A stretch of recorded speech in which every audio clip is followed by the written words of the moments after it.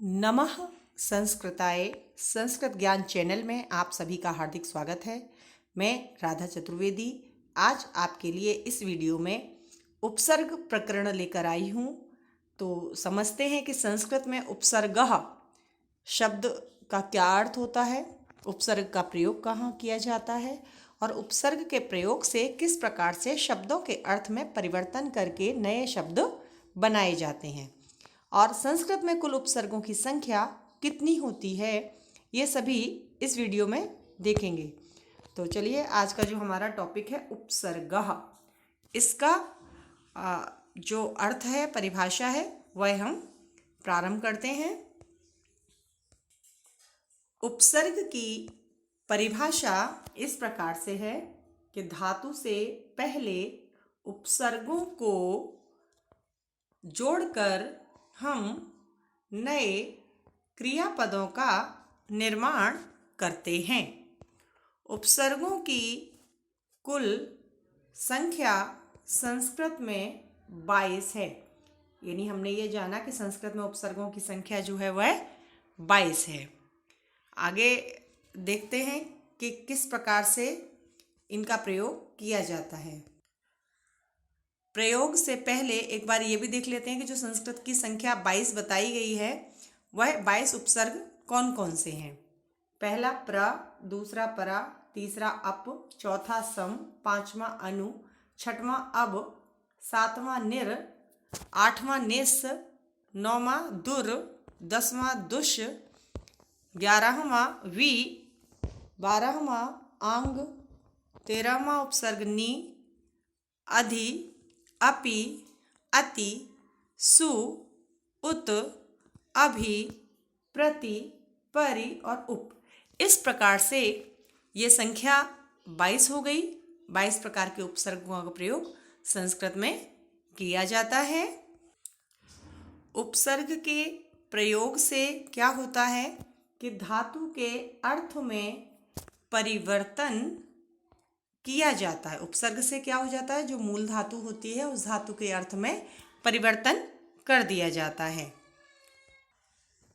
इसको समझने के लिए कि किस प्रकार से धातु के अर्थ में परिवर्तन किया जाता है, हम ये श्लोक देख लेते हैं संस्कृत का। उपसर्गेण धात्वर्थो बलात् अन्यत्र नीयते विहार हार संहार प्रहार परहारवत्। उपसर्गेण, उपसर्गेण का मतलब उपसर्ग के प्रयोग से, उपसर्ग के उपसर्गेण तृतीय विभक्ति है उपसर्ग से। धात्वर्थो, यहाँ पर एक संधि भी हो रही है इन शब्दों में। धातु का मतलब धातु, धातु यानी कि मूल धातु, गम धातु, भू धातु, कोई भी। अर्थो यानी अर्थ में, धातु के अर्थ में। जैसे कोई धातु पठ है जिसका अर्थ पढ़ना है, ठीक है।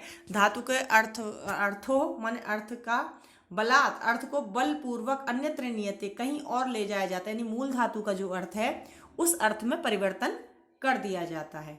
अब देखिएगा कि हम इसको कैसे समझेंगे। यहाँ पर एक शब्द नीचे लिखा हुआ है, नीचे वाले श्लोक में, विहार हार संहार प्रहार परहारवत। विहार, ये हार यहाँ पे मूल शब्द दे रहे हैं हार। हार शब्द में क्या किया गया कि वी उपसर्ग लगा दिया गया। वी उपसर्ग तो बन गया शब्द विहार। विहार का मतलब घूमना। फिर सम उपसर्ग लगा दिया गया, अगला शब्द बन गया संहार। संहार का मतलब किसी को मारना, जान से मारना। फिर है प्रहार, किसी व्यक्ति के ऊपर हमला कर देना, प्रहार कर देना। अगला हार शब्द ह्री धातु में ही परिवर्तन करके परहार। परहार का मतलब यानी किसी चीज को हटाना, दूर करना। तो ये परिवर्तन, हार मूल शब्द था हमारा, ह्री धातु थी। ह्री धातु में इन उपसर्गों के प्रयोग से कहीं घूमना का अर्थ बन गया, कहीं मारने का अर्थ बन गया, कहीं हमला करने का अर्थ बन गया, कहीं अपने से दूर हटाने का प्रयोग किया गया। इसी प्रकार से कुछ अन्य उदाहरण भी हैं जो हम देखेंगे। जैसे देखिए, मूल जो हमारी धातु है वो ह्री है। ह्री मतलब हरण करना, ठीक है। उसके आगे यदि हमने वी उपसर्ग लगा दिया तो विहरति। विहरति का अर्थ क्या हो गया, घूमता है। विहरति शब्द का अर्थ हो गया घूमता है। तो किस प्रकार से हरण, ह्री धातु का जो मूल शब्द था उसके अर्थ में परिवर्तन कर दिया गया। ऐसे ही दूसरा शब्द देखिएगा, सम उपसर्ग है, ह्री मूल धातु है और हमारा जो शब्द से के प्रयोग से बना वो क्या बन गया, संहरति, संहार करता है, किसी को जान से मार देता है। ठीक है। तीसरा देखिएगा, ह्री मूल धातु है, उप उपसर्ग लगा दिया गया। नया शब्द हमें क्या मिला? उपहरति, यानी उपहार देता है। यानी कहीं तो मारने का अर्थ लग रहा था, तुरंत ही अर्थ में परिवर्तन हो गया। और अगला जो शब्द है वह है परिहरति, यानी कि ह्री धातु का अर्थ हरण करना था, लेकिन परि उपसर्ग लगने से परिहरति शब्द का अर्थ हो जाता है कि हटाता है। परिहरति यानी कि दूर हटाता है या हटाता है। तो इस प्रकार से आपने देखा किस प्रकार से उपसर्ग शब्दों के पहले जुड़कर, मतलब मूल धातु के पहले जुड़कर शब्द के अर्थ में परिवर्तन कर देते हैं। आशा है आप लोग इस वीडियो से समझ गए होंगे कि उपसर्ग क्या है, किस प्रकार से शब्दों के अर्थ में परिवर्तन करती है, उपसर्गों के द्वारा परिवर्तन किया जाता है। आज के वीडियो में इतना ही। यदि आपको टॉपिक समझ में आया हो तो कृपया लाइक, शेयर और सब्सक्राइब अवश्य करें।